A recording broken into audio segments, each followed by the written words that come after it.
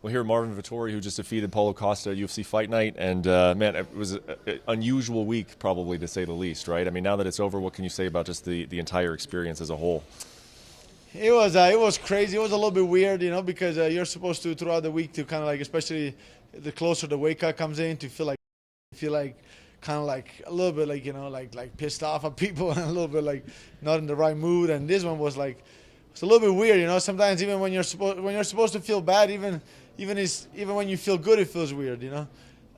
So like it was a little bit weird, and then there was a lot of back and forth. Every day was like, especially Tuesday and Wednesday was. I was always waiting a call from my manager Ali, like telling me the fight is scratch, and me like trying to find another opponent, or like, cause man, I don't know what it is, but like my commitment to this game, it's different than a lot of other people. And the moment I'm ready, the moment I make it to Vegas, the moment I'm here to fight, I pretty much would fight anybody. Pretty much, like I would literally would fight anybody. And so the last thing that I wanted was to let the fight get scratched. So I was like, let's just make him cut as much as he can, and then make the fight happen.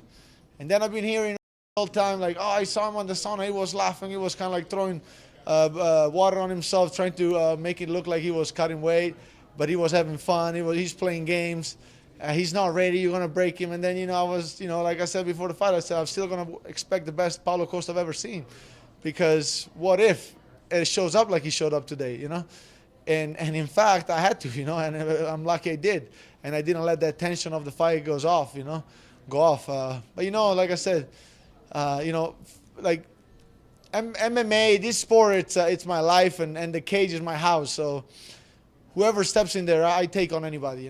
Yeah, do you feel like in a weird way that this week turned out to be perfect? Because I think people now know that about you, and they appreciate it about you. Did you feel that this week from the fans? I shut off. One thing I do good, I shut off all social media the last week, and I don't read almost nothing. I barely open WhatsApp. Talk to my mom, talk to my brother, talk to the team Vettori back home, and to my friends that like just the minimum,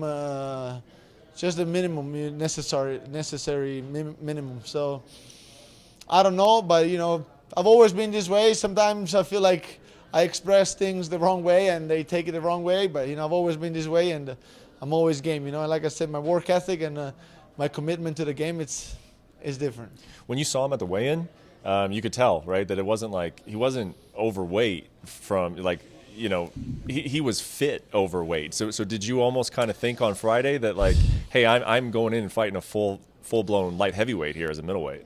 There was a little of weirdness on him, but like sometimes a lot of times I'm trying to see where my opponent is at, but this time I felt like I had something in my mind where like he would give out a lot of signs of weakness, but it felt fake to me. I'm like, I cannot rely on that, because he'll have something like like I could sense a lot of weakness from him, a lot of like it was a little bit weird from his side the way he was acting. It wasn't the same Paulo Costa of many other fight, but I could feel.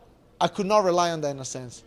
And so I didn't really, that's why like even at the weigh-ins, I'm like, I was pissed and I just went and F him off. But like I was really like not paying attention too much on him, but more about myself, because I knew like, I mean, like this game is not a game where you kind of like just like, you'll pay, I mean, and he paid already, but if you don't prepare for a fight, you'll pay bad for it. So I didn't think he was that stupid, He might be a little bit stupid, but not that stupid. You talked after the fight about no one can match your heart and your will. Can you kind of talk about where those showed up in this fight? How hurt were you by that head kick, the body work? Where did your heart kind of get you through in this fight? I mean, in general, like this guy was a scary striker. He's a power puncher, and to stand in front of him for 5'5", it's you need a lot of like composure, and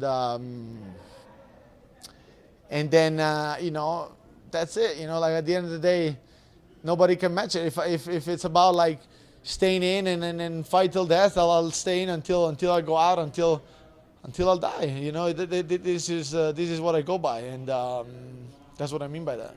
What do you want next? I mean, obviously a title shot always is what the goal is. Do you have anything in mind of what could be next for you? I want to fight the best. I want to beat them all. I want to test myself with the best, and that's about it. Do you have any message for Israel Adesanya, or do you feel like you guys have said what you wanted to say? Do you feel like after tonight, your performance, do you have anything you want to say to that guy? I'm cool for now, man. Like I know I'm gonna see him 4 or 5 times before my career is over, and I know I'm gonna beat him too. So, he can talk a lot.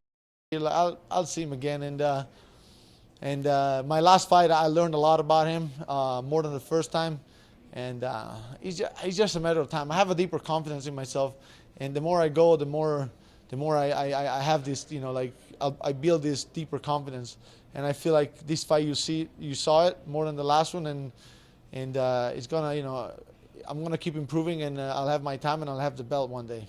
You know what? One last thing for you, Marvin, and I saw some other fighters chiming in on this, is the penalty high enough? If a guy can come in, and who knows, he needs to talk about why he came in as heavy as he did, but for him to forfeit 20% of his purse after weighing in and changing this fight by 20 pounds, you were the recipient of that. Like, did you feel like it was a fair settlement, I guess, in the end?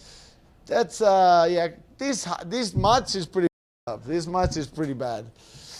I mean, in general, like, listen, it's you can complain about the way you can do, like, you can dislike this system of making weight, but there are weight classes. You can go up on a weight class, and it's just about professionalism. It's like you have a job. This is part of your job, and you got to do it. You're elite. We are not even like just part of the UFC. We're top 5. That means like the UFC, like whoever put on a show and you're the main event, they can rely on you. You gotta make weight. You gotta like show up the proper way. You can make a mistake.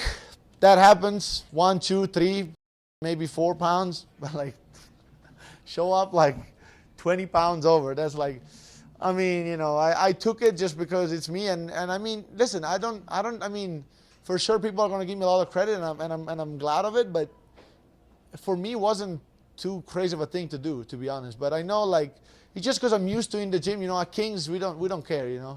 We don't care. I never cared, and I learned not to care. And at the end of the day, like this, like I say it this way, this is my sport. Like, you cannot be scared of somebody that challenge you because of the weight. This is my sport, man. Like, you can, especially like, of course, like, I get it. You're a bantamweight. Somebody is a heavyweight comes up. Of course, it's not.